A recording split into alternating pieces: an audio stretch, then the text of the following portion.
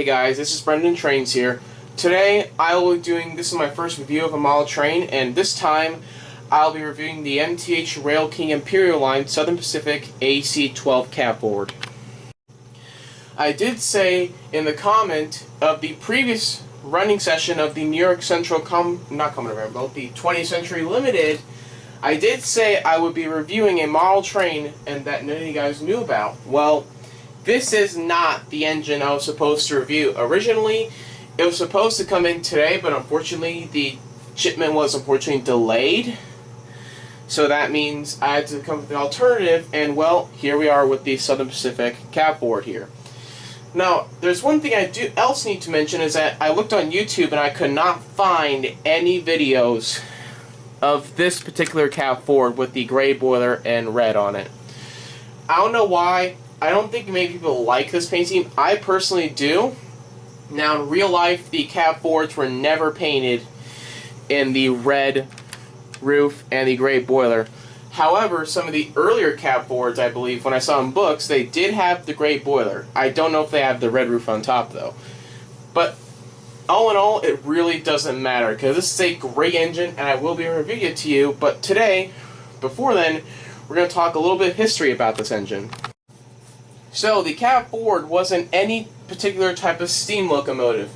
The cab boards were mostly designed on the Southern Pacific.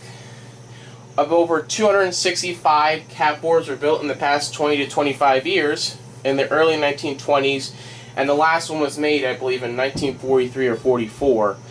Now, the reason why these things were even built is because on the Southern Pacific, there's over 40 to 50 miles of tunnels and snow sheds and all that such, and a steam engine with the cab in back was a very poor idea going through those tunnels, since they didn't have any masks back then. The smoke would plume from the front of the engine to the back of the cab here, and it would basically choke the engine environment. In fact, they almost suffocated while going out the other side. So that's when the cab board was born. They kept the tender where it was, but instead they flipped the engine 180 degrees, and here we have the cab in front, and that's how they're called cab boards, or cabin fronts. Now you know a little bit of history on this engine, let's talk about this model right here. MTH's model of the cab board came out in their MTH 2019 Volume 2 Lionel MTH catalog, I believe. And these things start shipping in the summer of 2020. Now, they made 3 different versions. We have the gray boiler, number 4282. They also made a daylight paint scheme one, number 4285. And then they made a standard black cab board, then that is number 4294. Now, I was going to ask to order the 4294, but instead I decided to order this one because, well, it looks different than anything else in my collection. Under the hood, this engine has all LED lighting, has 2 motors, has a fan-driven smoke unit back here, and has MTH's ProSound 3.0 system inside of it. There's a couple ways you can run it. You can either run it with the transformer and some track, or you can run with the MTH DCS command system like I have here. This engine is loaded with great details and features, so let's go ahead and take a closer look. So on the front of the engine, as you can see, I have a very nice detailed plow. Now, I did forget to mention, since this is a Railking line steam engine here, it's not going to have as much detail as a Premier or even some Lionel engines, forgot to mention. So right here I have a nice detail plow. I have a molded in coupler. Sadly, you cannot double head this thing. But up here we have some nice grill work right here. And we have a separately applied air horn. Now, on the DCS, I cannot find the air horn on this. So if anyone knows the correct function to do the air horn, because I know the cab boards had one, I just could not find it on the MTH DCS. So if anyone knows how to activate the air horn, please tell me. But up here I have a nice headlight right here. I believe these number boards are indeed lighted from what I could tell, and I have some 2 separately applied marker lights right here that are yellow. Going more up on the cab, we have a separately applied number board right here, and we have number boards on either side, but they do not light up. Now, on the side of the cab, we have the crisp 4282 numbering right here, and then if I move the tripod more closer, let me just focus in here, if I can zoom in. You can barely read it, but there is some legible signage. There's AC63 and some legible numbers right here. Now in the cab, there are 2 hand-painted crew figures. There is one here, and the other one on the other side. And there is a semi-detailed cab interior. There is a cab light and a firebox glow, and the cab light does turn off when the engine starts moving. Now apart from the cab, we can look along the boiler, and as we can see, we have some very nice molded in detail. This is for the sand dome, but we do have a separately applied metal handrail that goes all the way back to the cab. Now, as I mentioned again, this is a Railking engine, not a high-end engine. But if we move on to the firebox area, we have some more molded in detail, except, once again, not separately fitted, but that's alright. And next we're going to look at the drive gear. Now we're looking at a closer look at the wheels. We have a nice pilot truck right here. Then we have the drive gear, which looks great when the engine is in motion. And the second set is basically the exact same. However, there is some difference of detail right here. There's some piping right here that's molded in, and even some more rivet detailing. Now if you look more towards to the back of the engine, we can see there's the trailing truck back here, and then there's this deck plate that has a lot of safety tread on it. I'll show you that a little bit later. Then we also have the continuation of the metal handrail, and up here, let me just lift up my tripod. Right here, it's pretty hard to read, but there is a legible builder's plate. I don't know if you can read it. You probably can read it now, but I think it says 1943 by Baldwin, and there's some other legible signage, but I really like the feature they did on it. Now let's take a closer look at the top of the engine. We have this roof here painted red, which I really like. Then we have this roof vent here, but sadly it does not open and close, it's just molded in. But then if we move back, we have some more simply applied detailing. We don't know what that is. We have a dynamo generator, and then here we have one of the sand domes. Right here we have some nice hand-painted pop-off valves, as well as a steam dome right here. And then if we move back, there's another sand dome, and right near the smoke sack, we have the whistle right here, and we have this dual smoke sacks. Now, to fill the smoke unit, all you have to do is pour the smoke fluid directly down the stack. It's not that hard. Here's the deck plate I mentioned earlier. As you can see, we have some 2 separately applied metal grab irons and handrails. Nice air compressor detailing right here. And on the front, there's lots of molded in detail, as you can tell, and we even have a nice feed water heater up here. Now we're going to take a look at the tender. Now, as you can tell, there's not much detailing on the tender. There is some separately applied grab irons on either side. Oops, the tender's rolling. There is the receiving socket for the drawbar, and there's some nice step detailing up here.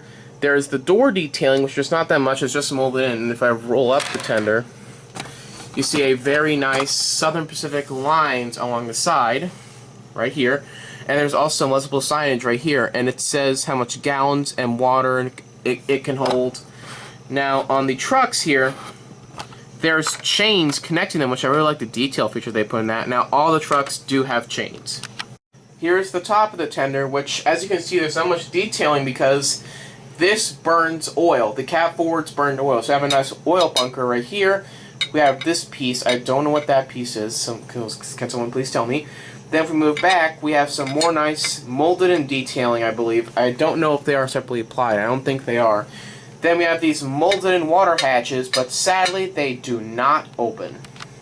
Finally, here's a look at the back of the engine. We have some 2 separately applied red marker lights right here. We have a nice legible 4282. We have some more legible signage back here. We have a separately applied metal ladder that goes all the way down. And we have the electrocoupler that can be fired from the transformer or the DCS remote. The last thing I'm going to do before I start this baby up is to mention my favorite feature on this engine. Now, I'm going to pick 2 features, one for the whole run and one for just this engine by itself. So my favorite thing on this engine is actually the paint job. I think it looks great, and it looks unlike anything else in my collection.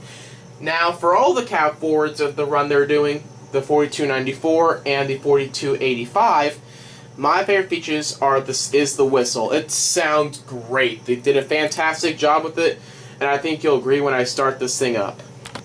Alright, let's go ahead and start this thing up. Now, I'm going to use the extended startup sequence, which makes use of some of the crew talk sounds, but if you don't care for crew talk sounds, that's okay. You can start the engine up without them.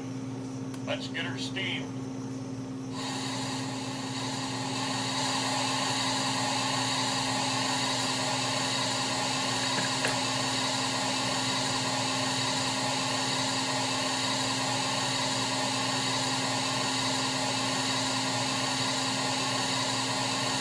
If you had have an MTH engine, this should be fairly familiar to you.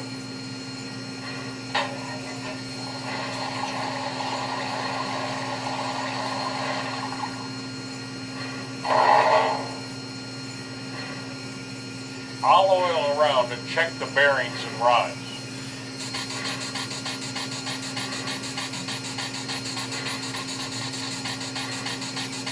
Now I'm going to turn off the light so you can see the lights in the cab. As you can tell, there's the cab light and there is a firebox glow in there. Looks very nice. Now we just did a startup sequence. Let's listen to some of the sounds on this thing. First up, here we have, which is my favorite feature, is the whistle. It's got a nice low tone to it.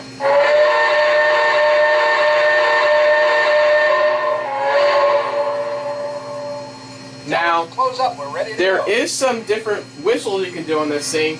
You can do the forward signal, which is S1. The reverse signal is S2.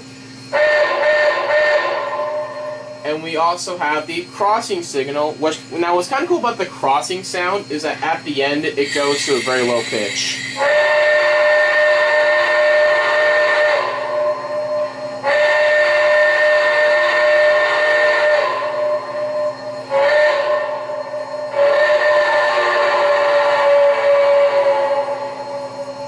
Here's the bell.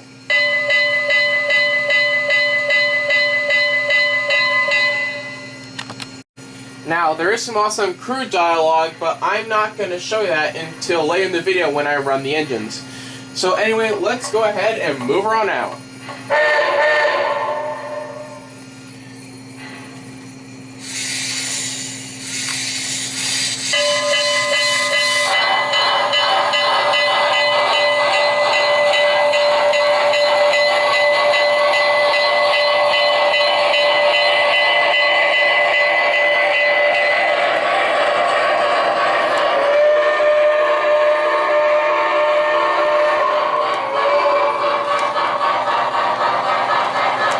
Most of the freight cars are fantasy freight cars.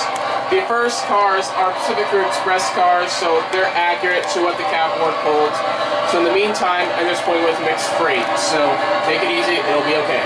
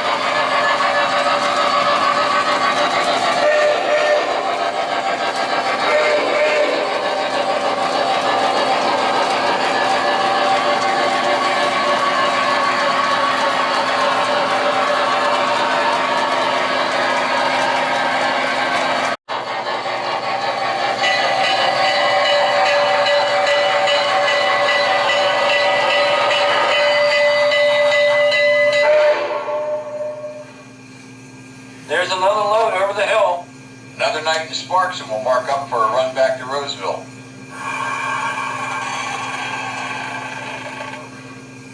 A lot of fruits and vegetables coming out of the Central Valley. They have us riding hard during the picking season.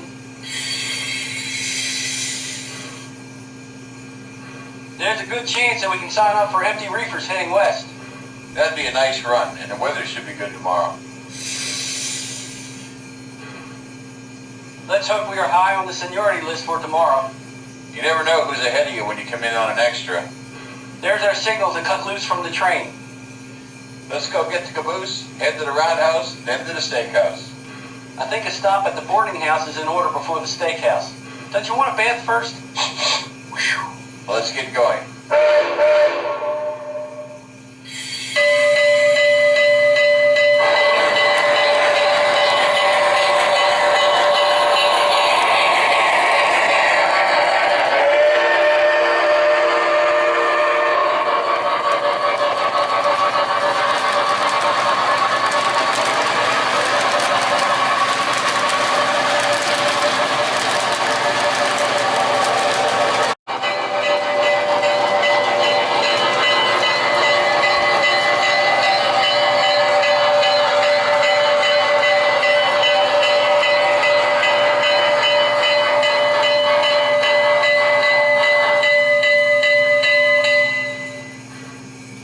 The last thing I'm going to do is the extended shutdown.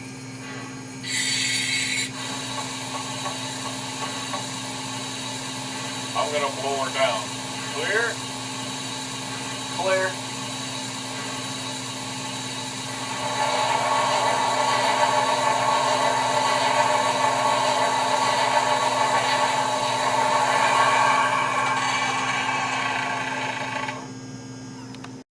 Anyway, that about wraps up this review. This is a great engine. I love it, and it's a heck of a lot of fun to run. Now, if you're interested in purchasing one of these, the retail price last time I saw was around $7.99, I believe, almost $800.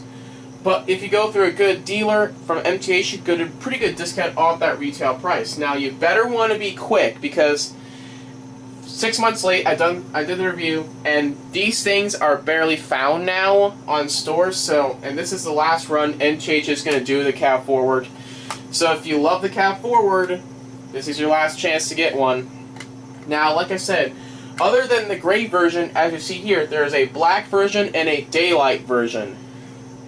But if you want to go through a good dealer, the two stores I buy most of my trains from is Train World and East Side Trains. So, shout out to them. Anyways, that's it for now. This is Brendan's Trains, and I'll see you next time.